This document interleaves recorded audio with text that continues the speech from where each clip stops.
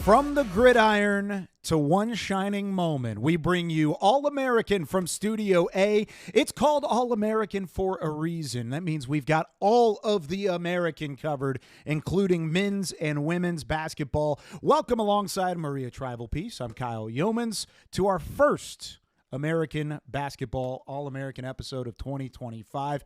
I am so excited to talk hoops with you, Maria, over the next couple of months leading into what is going to be an incredible championship weekend in Fort Worth, Texas, Dickies Arena for both the men's and women's tournaments at the end of, or in the middle of March, that is. So much to talk about. Can't wait to get to it. I am so excited. I also don't think that we should have been given basketballs because I feel like one of us is going to drop this at some point. But That's besides the point. As you mentioned, I am so excited. So much has already happened in the American basketball slate. We're going to talk about conference, non-conference, and what we're looking forward to. Yeah, it's exactly the case. Now, because of this, we're going to hit both the men's and women's shows today. Men's and women's basketball into the start of the season for both. Kind of all-encompassing episode today. And then starting next week, we're going to alternate. We're going to start with the women first. We're going to talk about women in detail whenever it comes to the best teams in the conference, the American Conference as a whole, and what women's hoops is doing. Then the week after that, we will go into the men's side of the game. So really excited to kind of go detail and funnel in. We want to start by setting the table. For those who may just now be joining us after football season's over with, you turn your attention to basketball now that the 2025 calendar year is here. So with all that, what are some of the early takeaways from across the American on both sides of the coin? Well, I think on both sides, the teams that we thought would be at the top are at the top. Yeah. You see South Florida playing really well on the women's side. We see Memphis playing really well on the men's side. But there are other teams that we maybe didn't think were going to make an impact in the American. UTSA on the women's side, the only undefeated team left in league play. And then just other different men's teams. Temple making a little bit of noise. Temple on the women's side as well. So when I look at that overall encompassing things, yes, we pegged some of the right ones at the top when those preseason standings went out. But there's some lurking, like when we talked about in football, teams lurking. That I'm excited to talk about today. That was kind of my whole thought as well, is you get these preseason polls and they're voted on by the media, voted on by coaches, whichever poll you look at specifically. And going into it, the anticipation was that you were going to see Memphis on the men's side of things. UAB was the favorite in the conference. And then here comes North Texas and Temple, some of those other schools that have had success in the past and maybe were expected to have a down year, whether it be because of graduations or transfer portal or one of these, a couple of these different elements. And then on the women's side, all the teams we anticipated to be right there in the mix. USF, South Florida, what they've done this year under Jose Fernandez. You've got Jason Burton in the North Texas Mean Green, Rice, Tulsa, all these teams in the mix, and then there's UTSA kind of setting the standard. So we'll talk about the women's bracket and the women's standings momentarily. Let's talk about the men's standings first. We talked about it. Memphis, UAB, USF, UNT, all been pretty good this year, but in a different order than maybe we even anticipated. Yeah, I think UAB, now they're kind of kicking it into gear into conference play. We'll talk a little bit about their non-conference struggles, but Memphis, again, 3-0 in conference play. I think that's intriguing, too, because there were some moments last year where they maybe fell apart. We'll talk about how they've been holding it together. And so I think that Tulane in that spot right there, I want to see them play more games because their non-conference wasn't great. Now showing up in league play has been kind of interesting for me to see. Yeah, the American on the men's side of things has two teams currently in the top 60 of the net rankings. That's Memphis and North Texas. Those are the two that are inside that top 60. Of course, inside the top 45 is where you want to be in terms of an at-large bid in the net. And then there are three teams in the top 100 of Ken Pom, and there's a team right on the outside of that top 100 in UAB that's trying to get back inside the top 100 of both. I feel like across the board there's a level of disrespect from a national standpoint when looking at the Americans' men's teams. I mean, just look at the teams that are in the conference, plain and simple, first off. You've got UAB, you've got North Texas, you've got Memphis, you've got Temple. All of these teams in recent memory, last 5, 6, 7 years, have not only made it to March and gotten to the big dance, they've made noise in the big dance previously. So And Wichita State, of course, that's probably more like a decade ago. They're trying to win some of their same tradition back into the fold from a Shocker standpoint. We'll talk about them in later episodes. But the whole group of men's teams doesn't get the thought process. The fact that there are only 3 in the top 100 of the Ken Pom rankings, that needs to be higher. We've seen that already. North Texas is a great team, but they were picked to finish 7th in this conference, and they're currently ranked inside the top 80 of the Nets. So if that's the case, put 6 or 7 other teams inside that top 100, and let's have a conversation. So it has been a wild start to the season. I still think this is an underrated conference. I said that about football. And who was right about football? Kyle was right. And it pains me to say Kyle's right about anything, but you were very right. 6-2 in bowl season. It's good basketball. It was. This is a good basketball conference. And I'm excited to talk about it. And so if we're going to talk about good basketball, starting on the men's side, let's talk about Memphis, because I feel like when people think about the American and they think about the good teams on the men's side, Memphis comes to mind. Just take a look at some of those non-conference wins, Kyle. When you look at those, which one stands out to you the most? The number one is of course, UConn. That's a team that's won back-to-back national championships. That was down in the Maui Invitational, a chance with those MTEs, the multi-team events that everybody talks about. That was the win, the Memphis win over UConn that sent their coach into a spiral on the media. I don't even want to say a name. But when you talk about Memphis right now, this is the biggest boomer bust, not only in the American, maybe in the country, because of how much talent that they have, and all of these wins certainly build the resume. They'll be involved in March, no doubt in my mind, because they're talented enough. They moved up to the 18th spot in the AP Top 25 this week as well. But then you lose games to Arkansas State. Good team, shouldn't lose that game. Mississippi State, same thing. Good team, good conference, shouldn't lose that game to Mississippi State. Then you had close calls along the way. Yes, you won these games across the board, and these are certainly significant wins, but you had close calls against East Carolina, a team that's in the middle of the road right now in the American. UNT, who's we'll talk about here in a little bit, that are playing above their pay grade right now, or at least above expectation right now. Close calls against Louisiana Tech at home. San Francisco early in the season. I want to see more consistency. They're 13-3. The record's great. But when it comes down to a young team, and they are young. I mean, P.J. Haggerty is still an underclassman. He's been fantastic. Plays at a very, very high level. This is a gifted team. Tyrese Hunter as well. I want to see more from Memphis in a consistent standpoint before I really tab them as the favorites and one of the top 25 teams in the country. See, I agree with you, but I think that they are going to become more consistent. So yeah. As I've been watching them playing, you see what Penny Hardaway has kind of spoken in the media. And you know, every coach is going to say we have good chemistry and different things like that, but he compares them to last year's team and the struggles that team faced, where they weren't able to be consistent. They had talent, but they couldn't. That game against ECU, Hardaway used that as an example. He said last year we lose that game because there's just nobody who kind of puts the team on their back and finds a way to win. And especially when you're playing in the American, everybody knows that Memphis is the number one target. They're going to get everybody's best game. And so I think what Hardaway has done this year, he brought an entirely different roster, entirely different coaching staff. They're starting to gel, and that's where the inconsistency is right now, is because there are a lot of new faces, almost entirely new faces on that roster. So they're still trying to learn each other. I think that consistency will increase as the season goes on. And I think the fact that they are winning that ECU game as opposed to losing it, or some of those close calls are wins instead of losses in close calls, I think that shows that the consistency can build. And I think that they're going to continue to do that as the season goes on. That's very well said. And I couldn't agree more, because while I'm asking for consistency, like I said, they're 13-3. It's not like this is a bad team and I'm saying that they aren't good enough to do what they're doing right now. It's not the case. I think I can see more. I think this is a team that could go to a Sweet 16 and Elite Eight, a Final Four, if they get the right guys to mesh and gel together over the course of March. They shoot the three really well. Currently 4th in the country in terms of three-point field goal percentage. They run the floor exceptionally well. The pace of play is top 100 in Ken Pom's most recent rankings of adjusted tempo. And they haven't played their best basketball yet. And that kind of goes to your point. I think they do all these things very well. They play good defense when they want to. There's still some games. Still some games that are up in the middle. Working on it. High 80s. They average a significant amount of opponents' points per game. But when they want to play defense, they can.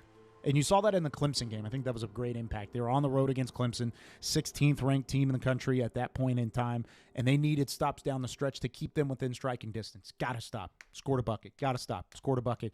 Got back and forth for a little bit, and then once you got down to the final 2 minutes of the game, Memphis didn't allow really any good opportunity for Clemson to take a high percentage look, a good shot attempt. And because of that, they ended up winning a game against a high-quality ACC team on the road. So all of that to be said, the consistency is there from a winning standpoint. If they want to get where they want to go, and that's with Penny Hardaway either cutting down nets or going to the Final Four or doing what Memphis expects to do like they used to back in the Calipari years, you need to have that level of consistency because your backcourt is as talented as any in the country. Yeah, absolutely. And we'll talk about some individual players as well. You already mentioned PJ Haggerty. Yeah. I think he was the rookie of the year in the American last year, but he was on a different team. So Tulsa. Memphis scoops him up. He has been absolutely incredible, averaging 22.4 points per game. I think, and it's not even on this graphic, but the thing that stands out the most for me about PJ Haggerty is the fact that he gets to the foul line a ton. Yeah. He's 120 for 144 from the free throw line. He's shooting 83.3%. So not only can he shoot the ball from three, he also has a great ability to get to the basket. And I think that has been something that's been so helpful for Memphis. And then you have Tyrese Hunter as well, who's also been really good. I just think that combo has been so fantastic for the Tigers. You talk about the trio of those guys, Hunter, Haggerty, and then Colby Rogers. I want to throw him into the mix as well. All averaging together 49.8 points per game this year. So 50 points per game between three different individuals. They've made 96 of the team's 123 pointers this season. 14 games above 20 points individually between the three of them. 14 games. You look across the board, there's no backcourt as talented as Memphis. It's whether or not you can get all three to mesh at the same time. A lot of times there's not enough air in the basketball. Right. There's not enough time on the clock to get those guys rolling, and you can see because they have to trade. But a lot of times coaches at the collegiate level especially will talk about that third piece out of the backcourt, guys that can roll off of screens and shoot the basketball. If you can continue to, of course, they run the floor very heavily. They're very high in the transition game. But if you can set up in the half court and have three guys that you feel very comfortable or if not confident in to shoot the rock off of a ball screen and or taking the ball themselves to handle it, then where do you change your defense? Where do you shift your defense? If you're playing against the zone is open up on the perimeter anyways. If you're playing against man-to-man, you're going to have to double team somebody. So are you double teaming Haggerty or are you double teaming Tyrese Hunter? And that's going to leave somebody else open in the depth of that Memphis roster. So this is a really talented team. Once they put it all together, they could really be one of the best teams in the entire country, not just the American. And for you, what do you think is that one final thing that will make them become more consistent, make them gel finally? Like you've been able to watch them for a little bit now, but we're talking about that consistency. You mentioned already a little bit just having those three different guys, but what's the one thing that you're like, oh, yep, this will seal the deal for It's kind of tough because it's never just one thing. One game it's turnovers, the other game it's rebounding. It could be a couple of different things along the way. I really just want to see a well-rounded defensive team. That's just plain and simple. I think that might be a cop-out answer to a certain extent. It's early. It is early on, and maybe I'll come back to it. That was a loaded question in episode 1, but I like to pick your brain on that. I want to be able to have confidence in their defense to slow down an opponent. If you've got teams putting 82, 84, 86 points up against you on a routine basis, one of it's because you run the ball down the floor and you run in transition as much as they do, but it's not like they're the top transition pace team in the country. They're just in the top 50 or 60 or whatever they end up at right now. I want to see better defense, especially out of the half court. So if you can get more defense from Memphis, they'll be dangerous. I can say the same thing on the flip side. If you can get more offense from North Texas, they'll be dangerous. This is the Mean Green, a team in second-year head coach Ross Hodge. You talk about defense in the country. They've become synonymous with it throughout their years under Grant McCaslin and now under Ross Hodge in his second season. Since 2020, North Texas has held an opponent to 59 points or fewer a total of 77 times, Maria. How many? Say that number again. 77. which is the second most in the nation. During that time span, the only team that has done that more is the team that's at the top of that list right there in terms of points per game allowed this season, the Houston Cougars, which is, of course, a perennial top 25, top 20, top 10 team as of late.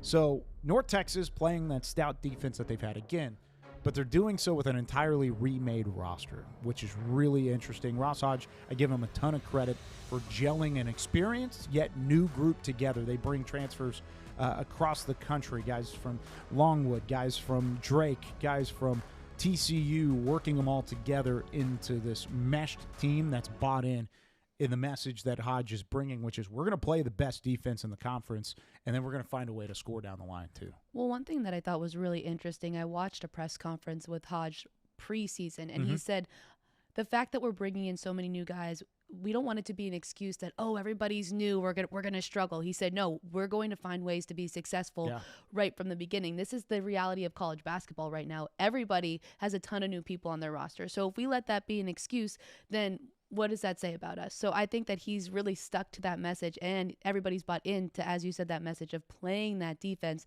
Those numbers that you mentioned, Kyle, are just outlandish. And the fact that they're continuing with that message, it makes them a really difficult team to score on. Now, some people can get the better of them if they have a little bit more offense, and that's one thing that North Texas needs to work on, as you said, is just figuring out ways to score.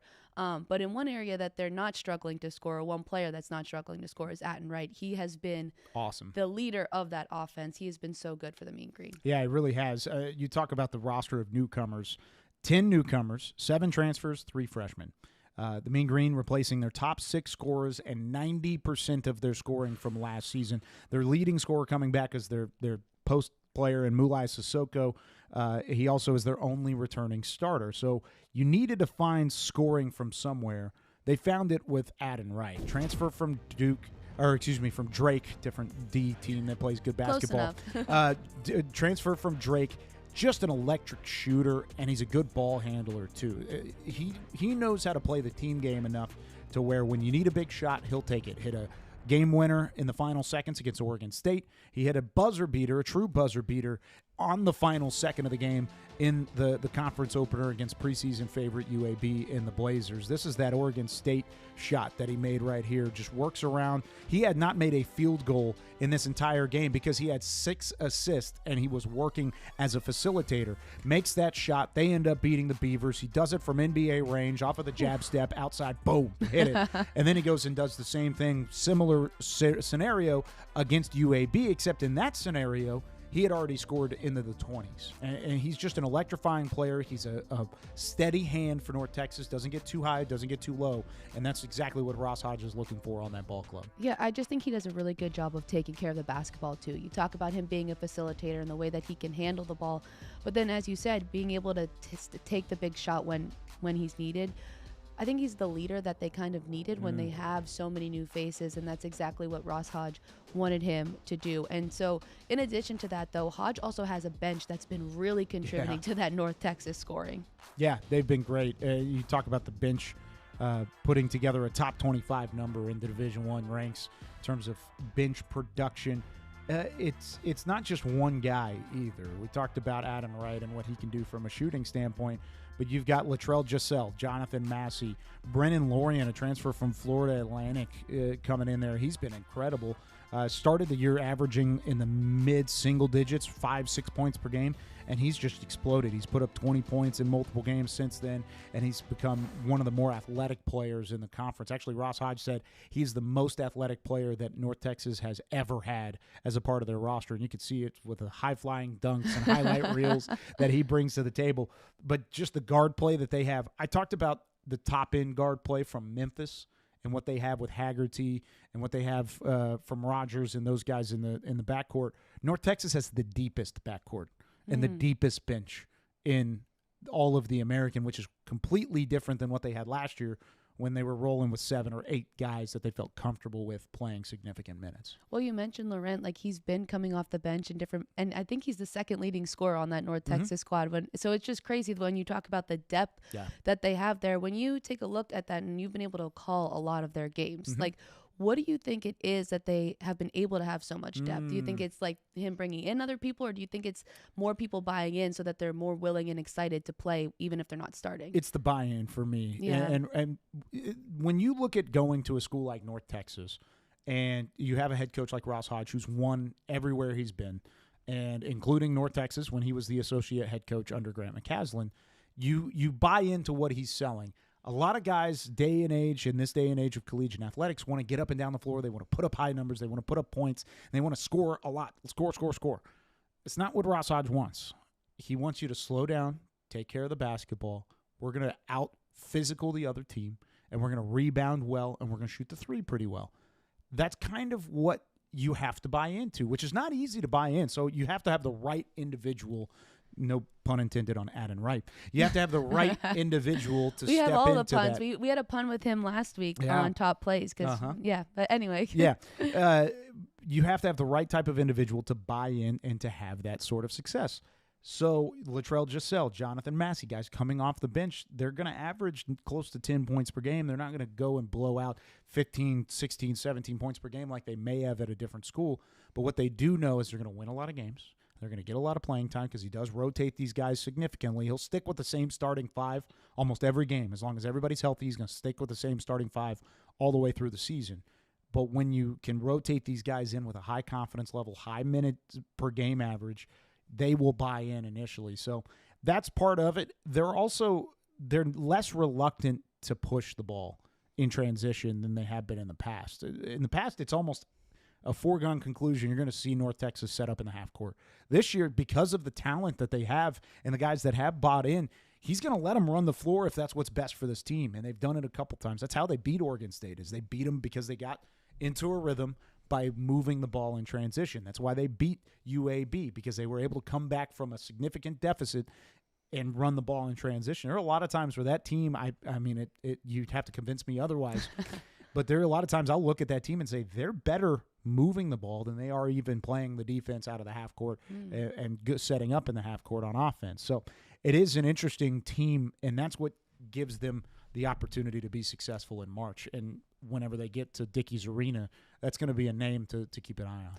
We'll certainly keep an eye on them. Another coach that's getting buy-in from his team, though, has been Adam Fisher at Temple. Love it. Just 10 wins already this year. Last year, only 12 in the regular season. Now, they did go on the run in the conference tournament. They picked up their 2,000th win as a program. So just a lot of good things happening in Philadelphia behind Adam Fisher. Yeah, the names that are also in that 2,000 win club: Kentucky, Kansas, North Carolina, Duke, and UCLA. I mean, that's the who's who of college basketball, and Temple is up there too. That was the one thing I liked from Adam Fisher when that game came to a close and they had the celebration in the locker room. He said, "Gentlemen, there's lots of history in this program. You are already a part of that just by being here. You don't have to write your own history. It's like we get to be a part of it automatically. So take that with a big time heaping of responsibility. Don't let the guys that came before you down in the fact that they've won 2,000 games as a program. It's really an impressive feat. But then you look at the way they've played this year. Jamal Mashburn Jr. has been on an absolute tear. Oh my goodness, he had 24 points against Rice this past weekend. 11th time this season he scored at least 20 points. Current scoring average 21 points per game, 12th in the country. At this point. So you've got a high-end buy-in, but you've also got some scoring ability there too. Well, I think he just has so much college basketball experience. He started his career at Minnesota. He plays 3 years at New Mexico, and now he's at Temple. So he's been pretty much everywhere. Those are 3 good programs. Exactly. Yeah. So he's played at the highest level. He knows how to compete. His dad was also an NBA player, also an NBA All-Star in 2003. So I just think that there's so much history just within him that he's been able to bring to this Temple program. And then you get to play under a coach like Adam Fisher, who can rally guys and who can bring in other people. And they're talking about building, they're talking about being a part of this history. And I think that he has just really helped this Owls team be successful. And, you know, I know they slipped up against East Carolina, but I just think that overall they've been playing some really good basketball. And just some of the other transfers, too, that Fisher has brought in, I think we're starting to see them gel a little bit better. And as they continue into conference play, I'm excited to see where it goes. Well, and remember where they made that run last year was because of the forward play and the way they got to the free throw line. And they've taken some of that success and pushed it into 2025. The fact that they are currently averaging 14 free throws made, not attempted, made per game. Currently top 15 in the nation in that category. They're 10th in free throws attempted. So, yes, they're still attempting a lot of free throws or making a lot of free throws at the same time. I want to see more of that as conference play goes along. There was a point in that East Carolina game. And East Carolina, I give a lot of credit to Coach Schwartz and what he's built at East Carolina because they haven't won a ton of games. And it's getting frustrating, I think, for that fan base because they have talent and good coaching. I will buy in on the fact that Michael Schwartz is a good coach at ECU. He outcoached Fisher in that Temple game, in the fact that they got away from their identity. If Temple stays to the identity, which is something that Fisher built in the first place, I think there's an opportunity for you to have some wins along the way. I'm excited to see how this Temple team continues to build going into March because right now they have the high-end scoring and they have the fundamentals of getting to the free throw line, being physical, driving downhill, and taking advantage at the boards too because they're a good rebounding team as such too. So lots of elements of a team that's going to win a lot of games along the way. Yeah, especially if they stick to that identity. And another team that we want to see stick to their identity maybe a little bit more is UAB. Not the non-conference slate that they maybe would have hoped for. 7-6 in non-league play. Now they're doing better as they've entered conference play. It looks like they're starting to figure things out. But as you were watching them in those first couple of games, I know for me, one thing that just really stood out was that gelling that we talked about, the chemistry that we talked about from other teams. It wasn't there for UAB. Which is kind of shocking. Because they returned so many people. There were at least 3 people who started last year who are now starting again for the Blazers. And so those moments where they blow 20-point leads or lose to teams that they should beat, it was just a little bit confusing to me as I watched them play in the non-league slate. Yeah, especially with Andy Kennedy as a head coach. I've been a fan of Andy Kennedy since he was at Ole Miss, since he made the jump to UAB and went and won a lot of games in Conference USA. They make the jump to the American last year. And, of course, the rest is history. They win the American tournament and go to the NCAA tournament. So I have trust that Andy Kennedy will right the ship. And I would argue that it hasn't been broken, if that makes sense. I know they were 7-6 in conference play, but is this team really that upset about a 7-6 record in conference play? They lost to Vermont by 5. Good basketball team. High Point is a team that I think is going to the NCAA tournament this year. They lost by 3 on the road to High Point. Longwood did go to the NCAA tournament last year. They fell to them by 8. Illinois State by 1. Arkansas State, the same team that beat Memphis early in the season, beat them as well in overtime. And then they lost to North Texas at the buzzer in that conference opener on New Year's Eve. So all of that being said, I'm not looking at this UAB team and pressing the panic button just yet. This is still an experienced team that brings back a lot of scoring ability, and I like what they've done of filling in the gaps around guys like Yaxel Lindenborg and what they've brought from a talent standpoint of the top 3 or 4 guys on that roster. They've filled the cracks outside of that, and that's where I think the gelling needs to happen. If there is any gelling that needs to happen, they're going to win a lot of games. Oh, 100%. They're going to be right there at regular season title consideration and then going into the tournament as one of the top teams in the tournament. They could very easily go on a run and not lose another game until they get to the postseason. Right. Very easily, and I wouldn't be shocked. Yeah, no, it's not like the hit the panic button. It's more just like, like scratch your head a little bit. I was more surprised because that's a I was tough schedule. Yeah, those names don't set off the alarm. Right. But when you look at it and then you look at those the records of those teams now, you're like, oh, it makes a little bit more sense. And so I think as UAB gets into league play, we'll see a little bit more of them and how they're able to be good. And a big reason that they've been good, not only this year, but last year, is because of Yaxel Lindenborg. He is insane. I think the thing about him is he just has the ability to score on all 3 levels. He just can do a little bit of everything. He's averaging 16.7 points per game. He's shooting 66.2%. And I don't know.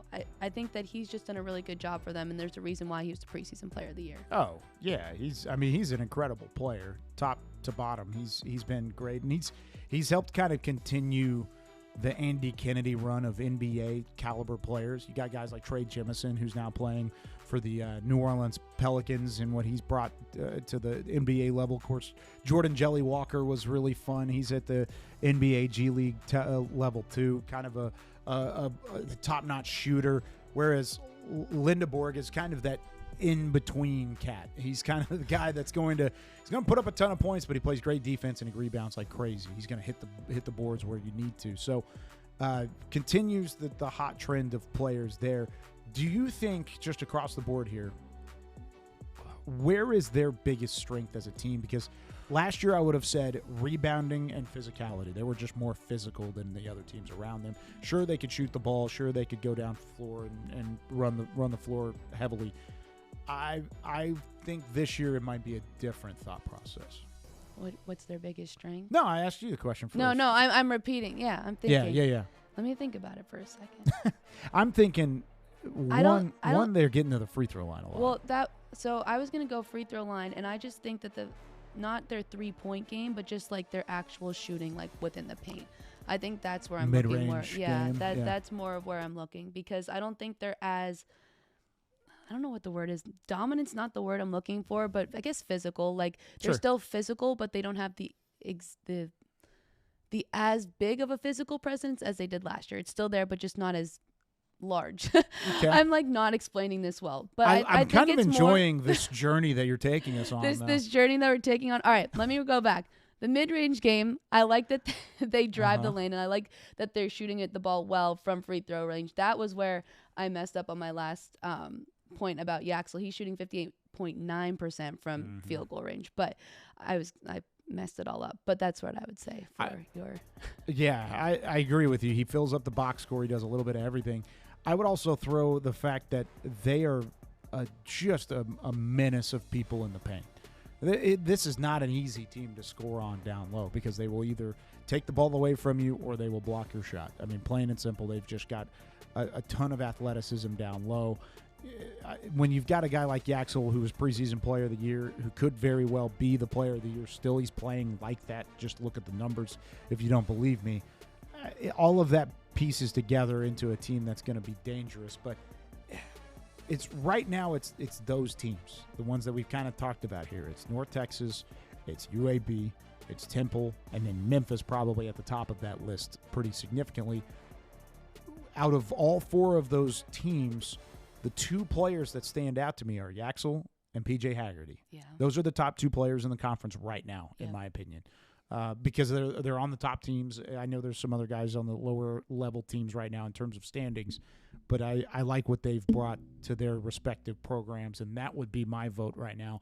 Probably Yaxel or PJ Haggerty on Player of the Year. Well, I think the thing that's interesting about each of them is that their games are a little bit different. They're very different, and I think that they add to their teams completely different elements. And I think when you make the point about UAB just being like so dominant and strong, like in the paint and different things like that, and then you look at Memphis, what did we talk about with Memphis is the guard play. Now, the paint play still exists for Memphis as well, obviously. We didn't even get to that. So I think that when you're talking about way too early predictions for Player of the Year, when PJ Haggerty and Yaxel Lindenborg, it's really cool to talk about them both in the same sentence, because they are very different players who are helping their teams in different ways. So and I think Mashburn from Temple could be in that conversation. I think guys like Adden Wright could be in that conversation too, even though I know North Texas is going to win a lot of games. I don't know if they have a Player of the Year in my eyes, because they have such depth. If we're talking bench of the year, give it to North Texas. If we're talking depth as a whole, probably North Texas or UAB.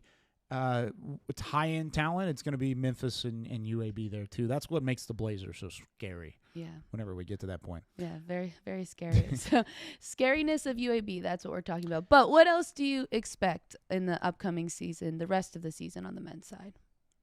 Chaos. I think so too. I expect chaos. I do expect chaos. Those teams that we talked about today, I think are going to beat up on each other. I don't know who's going to beat who, but I'm really excited for those matchups, and some of them are coming up. They also have targets on their backs too. Yep. Because we're talking about those four teams, and it's really those four teams and then the rest of the group right now that are either trying to find their fold. I mentioned ECU. They've got talent.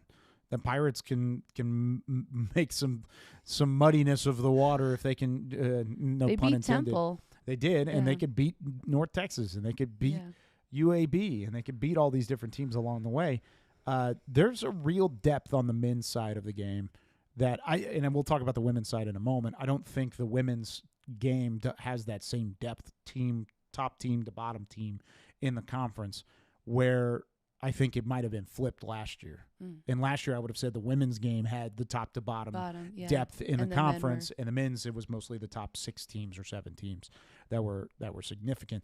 I think there's going to be a back and forth. Here are the games over the next 2 weeks, by the way. Just notable games across the way. Which ones are you keeping your eye on here? Yeah, that Memphis Temple one for sure. It's a barn burner. I know. And I think it's just exactly what we talked about. All these teams have targets on their back, but when we were at Media Day, I asked, all right, pretty much every team, what game are you looking forward to the most? Everybody says Memphis. So anytime Memphis is playing, that's why I have that UAB Memphis one. I think I'm looking forward to that one. And that Temple North Texas, because North Texas, their defense is really good. It's unreal. And I want to see the way that they play Mashburn and the Temple Owls. You and I will be in attendance for that one. I'll be on the call for that one. So that'll be a fun one. ESPN Plus on Wednesday, January 22nd. I want to throw out that UAB South Florida game too that's out there, and there's an FAU Tulane game the next couple weeks. Tulane's kind of a sneaky team too. Coach Hunter has them playing in the right direction. We're not going to talk about them in depth today. We'll do so in a couple weeks. But don't sleep on the Tulane Green Wave either as a team that could sneak up and beat some of these Temples in North Texas and UABs and Memphises at the top of the conference. So those games certainly great, but every week in the conference is going to be a wild one. All right, let's transition to the women's side of the game. There's a lot to talk about in terms of women's hoops, and of course the growth of the game is significant. You talk about last year and what Caitlin Clark and Angel Reese and some of these national stars Cameron Brink brought to the forefront. Now you're starting to see that trickle throughout all of collegiate athletics whenever it comes to women's basketball. And part of that is you got to have your high-end stars. There are some stars on the women's side of the game. Yes, there are. First thing that sticks out is what UTSA has done. My goodness. Karen Aston has them playing. A couple claps for Karen Aston right now. I know it's early in the season, but the way that program has transformed in her time there, the only undefeated team in conference play right now are the Roadrunners. And I just think a huge credit goes to Aston and her staff because they weren't that good a couple of years ago. Now she has them playing really well. Jordan Jenkins, when you mentioned some of those stars, that's one that we're definitely going to have to talk about. When I was on the call for a couple of their games last year, I said the same thing twice. And Jenkins was banged up at a couple times. They never had their full weaponry available, it felt like, at any point in time last year. And that really hurt UTSA. Now they've got everyone back, and they were able to retain a player of the caliber of Jordan Jenkins, who might be the player of the year in the conference right now. Able to retain her is a big thing. Same thing with North Texas and Tamisha Lampkin. Jason Burton doing a great job of building off of that conference co-championship last year. You can say the same thing about Temple, conference co-champions last year. Here they are again as a team that no one really expected to repeat what they would do from last year. They were picked the 8th out of 13 teams in the preseason poll, yet here they are at 4-1 and still making a run at the top level of the conference. So, yeah, that's where we're at. It looks like UTSA is the class of the league. North Texas, South Florida, Temple, they're the ones that are right there as the go-to elites of the American, but don't sleep on UAB, Tulsa, Tulane, Rice, some of these teams that are lurking, the challengers in the wings. Yeah, you used the lurking term earlier. But these are the challengers of the group, UAB, Tulsa, Tulane, Rice. Tulane already beating North Texas at home at the Evelyn Fieldhouse a couple weeks ago. This is a deep conference on one side. Yeah. I said that. I think if you can take Tulsa as a team out of that right side and you can throw them on the left, I would feel comfortable saying your champion is on the left side of that bracket. Yeah, I agree with you. I do think the teams on the right side there's a lot of first-year head coaches in that group right there, so I think that I want to give them 1 or 2 years, and I think that especially Charlotte, what they did at Jackson State, that staff, and now they bring it over to here, they know how to win games, which is just a new atmosphere for them, and so I think we'll see more, but in purposes for what we're talking about today, that left side is where I see a champion coming from, and I want to start with UTSA because we already touched on them a little bit. There's a lot to talk about with them, but they have been absolutely incredible. We said it multiple times. They're the only unbeaten team left. Head coach Karen Aston has the Roadrunners rolling. Hey. 5-0 start to American play. Best start in conference play in program history since 1983-84. So definitely something brewing in San Antonio. Yeah, and it starts with Jordan Jenkins averaging 20 points per game, 7 rebounds, an assist, steal and a half, a block and a half, and she's shooting 51% from the field at the moment. Is that good? Yes, very, very good. Very good. 50. USC transfer. She's been around for a hot minute. She's been around there for a while. I love watching Jordan Jenkins play. That's a WNBA talent, in my opinion, and I don't care what anybody else tells me. Sydney Love is back. She's playing great at the guard spot, shooting the ball effectively. 42% is the number I have on her right now. And then you've got DeLeon Negron as well as a guard. They've got 2 elite guards that can shoot and heat up at any point. And then you've got Jordan Jenkins down low, patrolling the paint and guarding not only the best players on the opposing team, a lot of the best players in the conference. You think about the post play that the American brings to the table. She needs to step up on the defensive end of the floor. She's done that as well as be the go-to weapon on offense too. Yeah, and I just love watching her play because there's just so much confidence in the way that she plays as well. And you talk about the She knows she's the best. Yeah, she literally does. But it's funny because when you actually talk to her just off the court, she's very like kind, timid. Not timid, but like just very kind. You wouldn't think about how good she is at basketball, basically. No, she's a killer. Yeah, like, so literally, like on the floor, she's a killer. Yes, and you would never know that by having a conversation with her. So she has been so much fun to watch. And you talk about her defense, but the Roadrunners defense as a whole has been really good. I was looking at some of the things that Karen Aston was talking about, and she just wants more people to come to their games. And she was making this rally cry to show up for a game because we play really good defense. We love to pack. We love to basically attack teams, and I think that was something that was really interesting in the way that she's just so aggressive in the way that her team plays defense, and I think that's why they've also had some success in the early runnings. Oh, absolutely. It all ties together, and you need leadership to have the run that they're currently on. I mean, 7 straight wins. It's the second time they've had 7 straight wins this season, and their only losses have come to Texas A&M, a team that is expected to compete at a high level in the SEC. And then Stanford, a team that's always expected to compete at a high level. So you've already beaten the high-end talents of UAB and Tulsa and Rice at the early parts, but they've got tests on the horizon. They've got to face Tulsa again. Yep. How about this stretch? This is the final 2 games in January, first 2 games in February for UTSA. Tulsa, South Florida on the road, Temple and North Texas, and they get them both at home. So you'd have the ability to play 3 of the 4 best teams in the conference at home, but then you got to go on the road to South Florida, and that's going to be a tough test one way or the other. Talk about atmosphere when Karen Aston's talking about creating an atmosphere at home for her team, going on the road at South Florida, a program that has been one of the best in the American in their entire existence, and then just playing in that arena where there's so many fans and there's just so much heckling, and I think it'll certainly be interesting. So let's now transition a little bit to South Florida. We talked about UTSA and everything that they've done. South Florida, again, one of the top teams in the American. They lost their first conference game to North Texas. You had a pretty good seat to that one. Yeah, I called that game.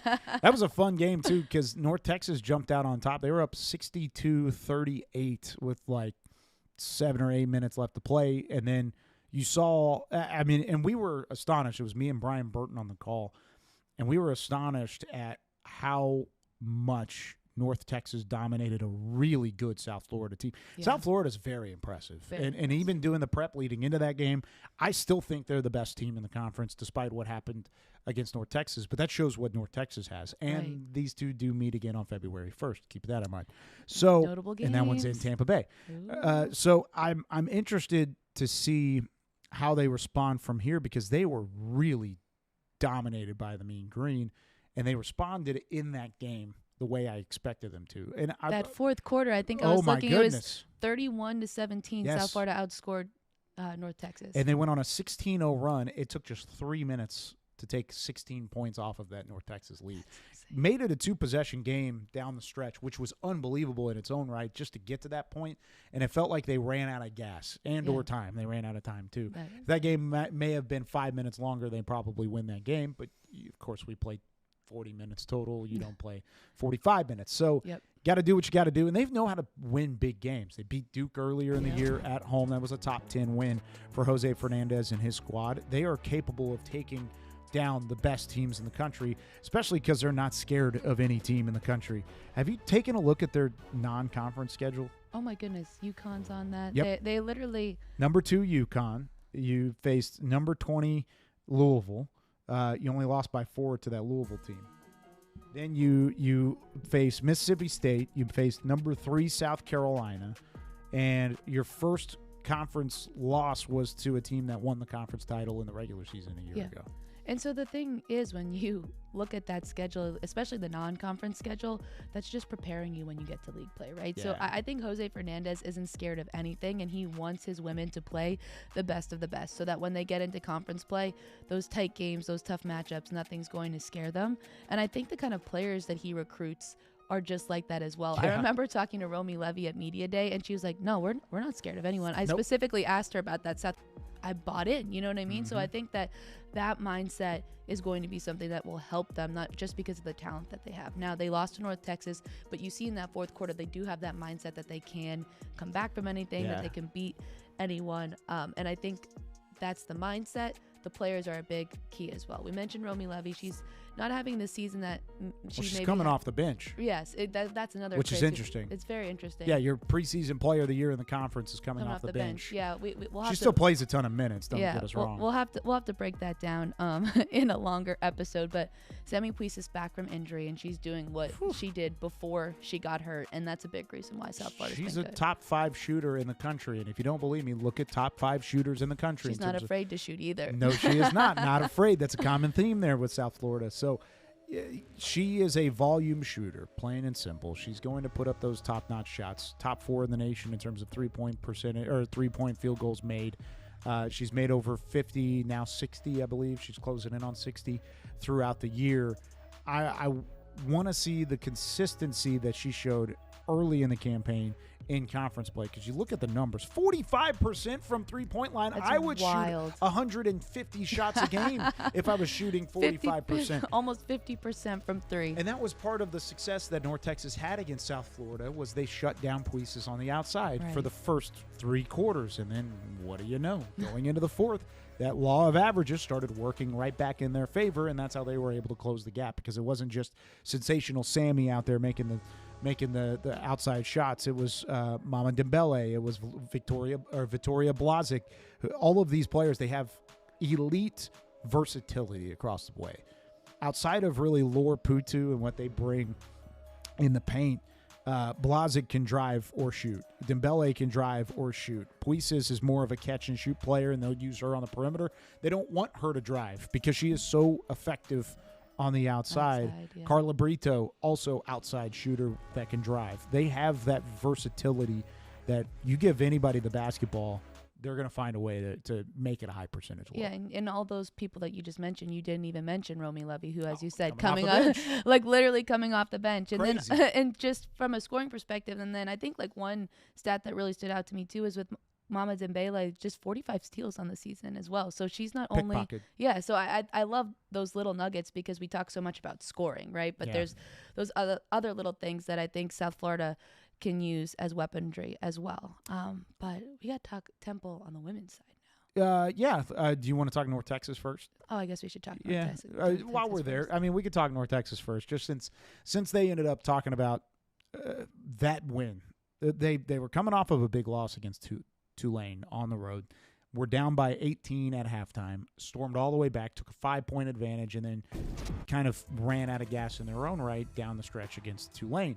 So when that happened, Jason Burton challenged his team in what was a wild travel schedule to get back to a Dallas area that had been snowed over for the last few days. Got back in time, didn't practice, and when I was talking to him pregame, he said maybe it's a good thing we didn't practice, because we would have run them into the ground. He was like, we would have had a hefty practice because of what happened at Tulane. He said maybe that's a good thing. He said maybe that's God smiling down saying you should give them a rest because they just lost this game. You're not going to get a chance to practice, and you're going up against one of the top teams, if not the top team in the American. Maybe you need to calm it down a little bit. Sure enough, they jumped out early and took full advantage of that USF team early on. And it built a lead enough to where even with a massive run from the Bulls, it still wasn't enough to overcome. I know, watching that game, I was so impressed with North Texas because South Florida had been playing really well and has continued to play well. And North Texas made it easy is not the word I'm looking for because we talked about what happened in that fourth quarter, but they just looked dominant and confident. The big reason why Tamisha Lampkin just is so good. Yeah. And I think that watching her play, I mean, we've seen her a little bit last year do what she did, but she's just continuing that success. And I think that's really hard.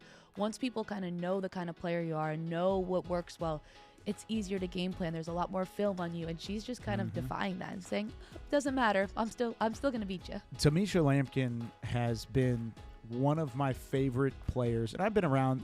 It was funny. I did the math the other day. I've done 9 years of calling games for North Texas Athletics now. So you're old. I am old now, is what it is. 9 years. I've only graduated 7 years ago, or whatever it ends up being. But the thought process around all those student athletes, no matter what the sport is, Tamisha Lampkin's turning into maybe my favorite athlete I've ever covered there, because of her story and the way she's stuck with it between two different coaching staffs. She was recruited by Jaylee Mitchell. Jaylee Mitchell replaced by Jason Burton last year. They expected maybe to have some trouble holding on to her because she did have some suitors in the portal.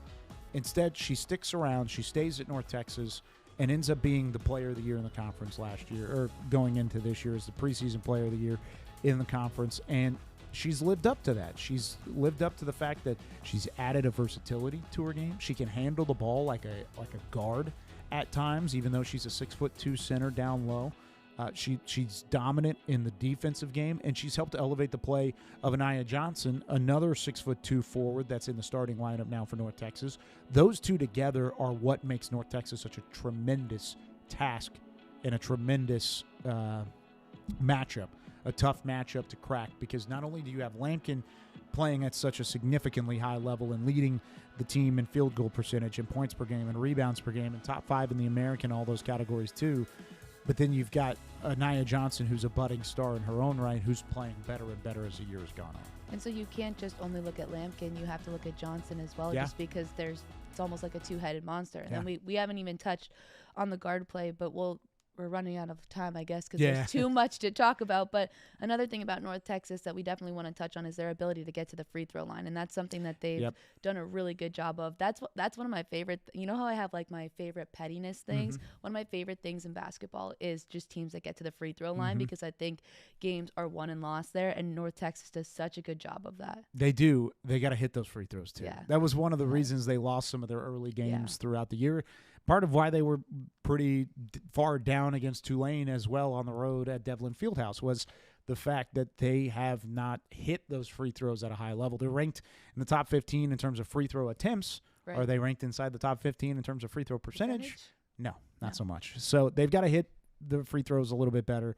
The guard play, like you said, Jocelyn Moore has been fantastic as of late. I really enjoyed watching her retake over a starting role. She was a starter last year for this team that raised a banner and won a conference championship.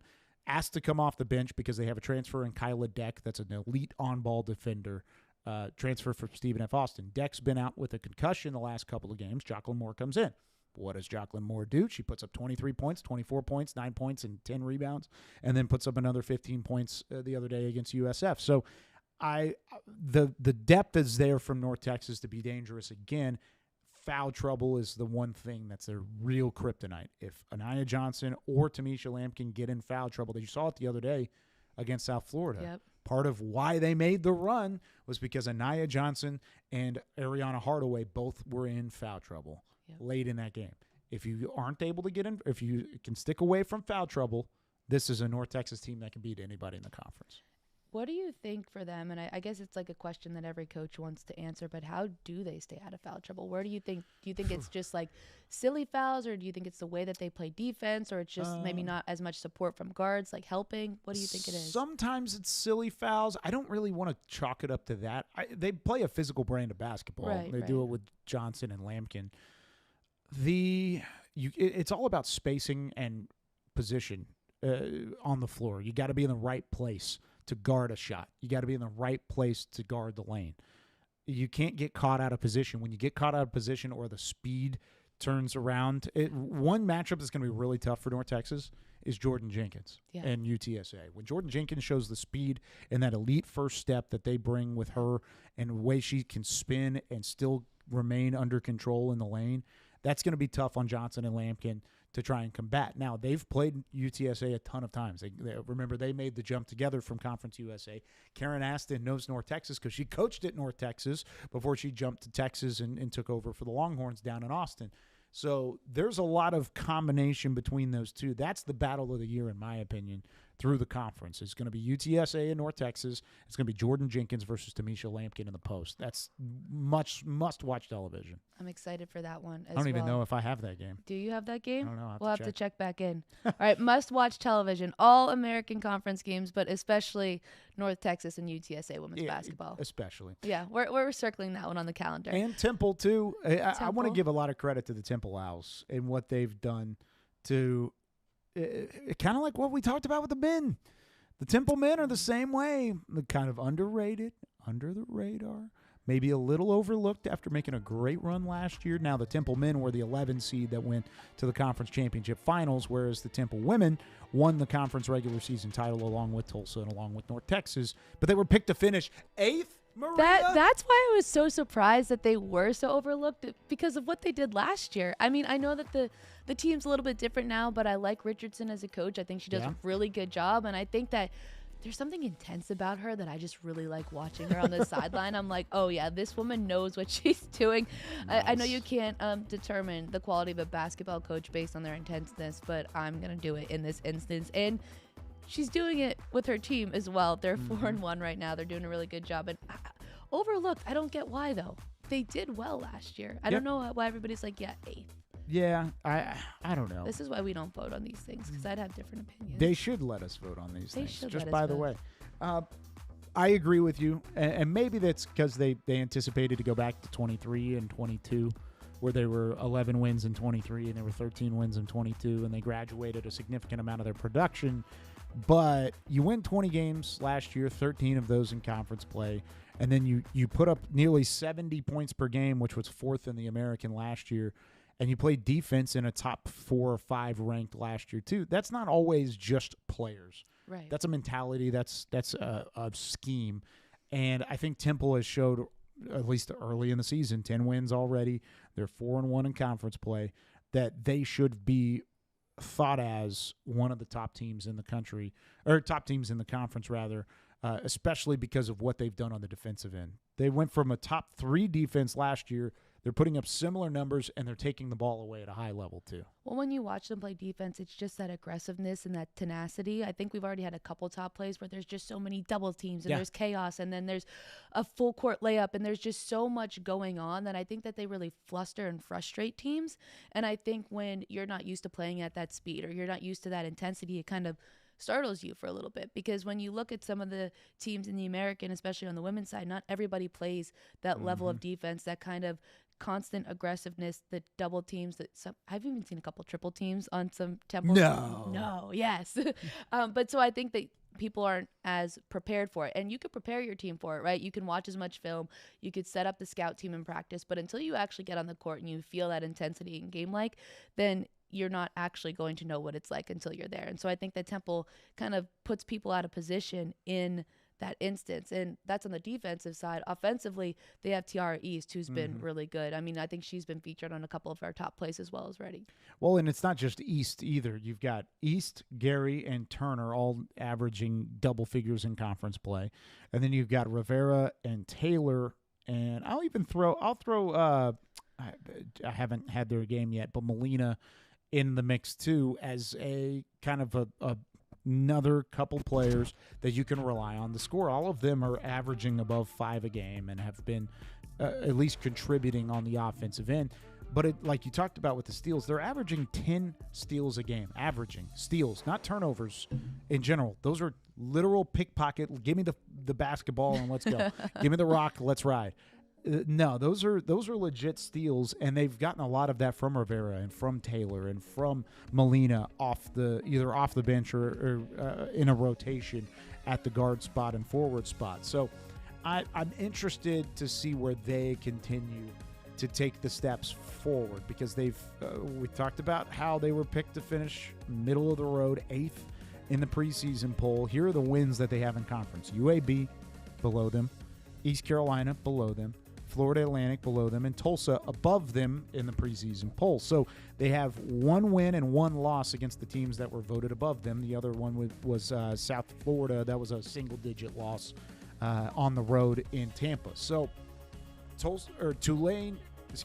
Temple. Lots of T teams. T teams that we're talking about. Lots of T teams. Temple has shown me enough right now that I can confidently say they're going to contend.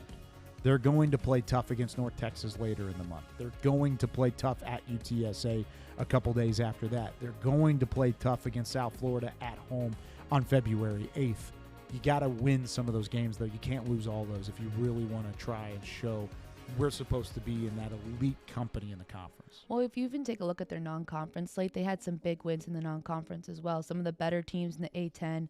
They also beat some Big East teams as well. So I think that those non-conference games tell me a lot about their capacity to play at a high level as well. Yeah. Because I think that when you look at those schools that they're beating, I think that they can beat some of the teams in the American. As you said, those were below, but when I want to see them against South Florida, I want to see them against UTSA. Those matchups are the ones I'm circling on my calendar as well. They're going to have to show out in those games. If you want to be the best, you got to beat the best. And right now, people are overlooking Temple as one of the best teams in the American, and I'm here to say that shouldn't be happening. They're playing well-rounded basketball. Coach Richardson's doing her thing again. Not a shocker. She's won championships before, made it to the semifinals of the tournament last year. The one team that made it in a deep run after winning the American regular season title. Give me Temple to make some noise down the stretch. What else are you looking forward to, Maria, as we close out on the women's side of the standings? Yeah, I'm looking forward to UTSA playing the top teams in the conference, because they've beat some of the middle of the pack bottom teams, and I want to see them play the South Floridas. I want to see them play the Temples, and I think that's going to be a test. I still think they're very good, and I think that they're going to show out in those games. But I want to see the top teams in the American start to play each other so that we have a better idea of who actually is top dog. I think that's the biggest thing that I'm looking forward to. And I also want to see if, when we looked at the standings, those schools on the right side, can they move into like a middle of the pack? Can the league become a bit more even? Because right now it's pretty divided down the middle. Yeah. So I want to see as the season goes on, does it become more, like we talked about on the men's side, more meshed top to bottom, or is it still pretty staunch and this is the bottom half and this is the top half of the conference? No, that's a good point both ways. I want to see... I kind of want to see some of these rematches. The games that have already happened. Yeah, I love a good South Florida, rematch. Temple, they're playing again. They'll flip in home and home. Yeah. North Texas and South Florida, they'll flip, and North Texas will go down to the Yuengling Center. Who are some of the other ones? Tulsa does not play Temple again. I wish that was a rematch. But I want to see some of these games.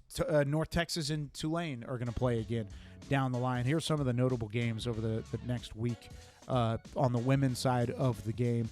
I want to see these rematches, because was it a fluke or was it not? Was this a thing or was it not? And that might help us kind of separate who is the elite in the conference and who is a pretender at that point too. So lots of great games here. Anything circled at the moment? I mean, we didn't even talk about Rice, our defending tournament champion. And so that Rice North Texas game, I think Rice is 2-2 right now. And so we haven't been able to touch on them as much. Yeah. But I mean, there's a reason they won the tournament at the end of the year last year. Malia Fisher's back. She's always been good for the Owls. So that one I think stands out to me. We're going to head over there tonight. Yeah. So excited about that. On my way that way momentarily. I'm going to circle... Man, this is tough. I know there's a lot on there. I guess I just read that one. UTSA UAB is kind of a sneaky game. UAB's always been a fun team to watch. Randy Norton has won a lot of games down in Birmingham. They weren't anticipated to be good this year, yet they're still winning a couple games here and there. They've got 11 wins on the season already. Can UAB challenge Jordan Jenkins in that UTSA bunch? That's my number one. thought process moving forward. All right. Time to get into one of our favorite segments of the entire week. Yes, we had it for football. Yes, we have it for basketball. It's time now for our American top plays of the week on All American. Starting at number 5, got to go to the hardwood. How about Tulane men's basketball? How about the baseball pass? You're a softball person. I love this. Look, it's a baseball pass. Oh, wait, but there's more. He's going to dribble it out, finds Banks wide open underneath, slams it down. How do you allow for Banks to throw it down like that underneath? I talked about Tulane being a sneaky team. They're sneaking on the floor just like they are in the standings. There you go. Double sneaky right there. The cool part about this, too, was Banks actually fell on a ball and then called the timeout so that they could draw up the play and then ended up getting – so there's like a whole backstory to this as well. And this was a huge moment in this game for Tulane. 2-point game. Yep. And Tulane ends up winning it. So I think there's so much more, but the actual action of him being that wide open, pretty cool. Pretty sweet. We'll stay on the hardwood. Same game, actually. What? Yes, same game. Is that allowed? It is this time, but this is South Florida because this is a whole team effort. There's a save by Jimmy Williams, right? He's going to pass it ahead. Then we talked about Jameel Reynolds last week. Yeah. Another big slam from him. Look at the perfect alley-oop pass. Whew. The Bulls really figuring it out at that point in the game. They did not at the end. The running of the Bulls? Running of the Bulls. Ooh, that was a good pun. Yep. We had a lot of at and right puns last week. Running of the Bulls this week. You could have had that on the lower third. Instead it says Bulls team effort gets a bucket. Okay, I was creative. I was creative on the other ones. All right. Nobody asked me for creative freedom. It's cool. You know what? Go to your next play. I will. How about that? UTSA has been the talk of the women's standings this season. Sometimes when you play that well, you kind of need the ball to bounce your own way. How about this?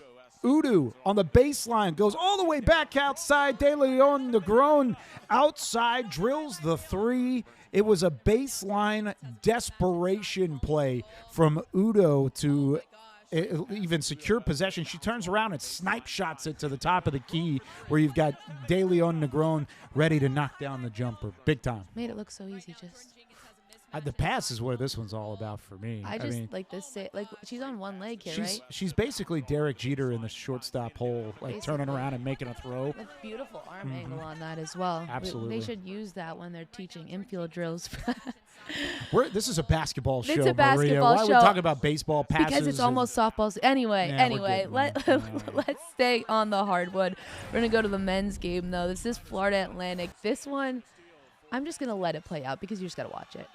Oh! Nothing to say there. That's Caleb Glenn. He's unfazed. I think he deflated that basketball. Watch it again. It left a hole like a crater in the baseline there, too. Oh, my goodness. That's, How much confidence does it take to go that high up, knowing that if you whiff, you're either going to foul the guy or you're going to look like an idiot. Or you're just going to whiff. Yeah. Yeah. Lots of confidence. Caleb Glenn.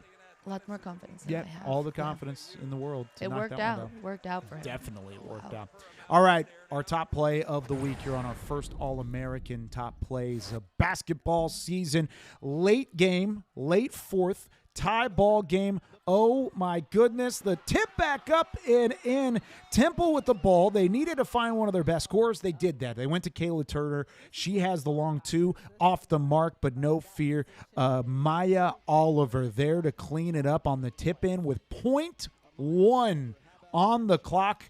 Temple and the team that we talked about just a couple moments prior taking down Tulsa at home off of the miss and the tip in.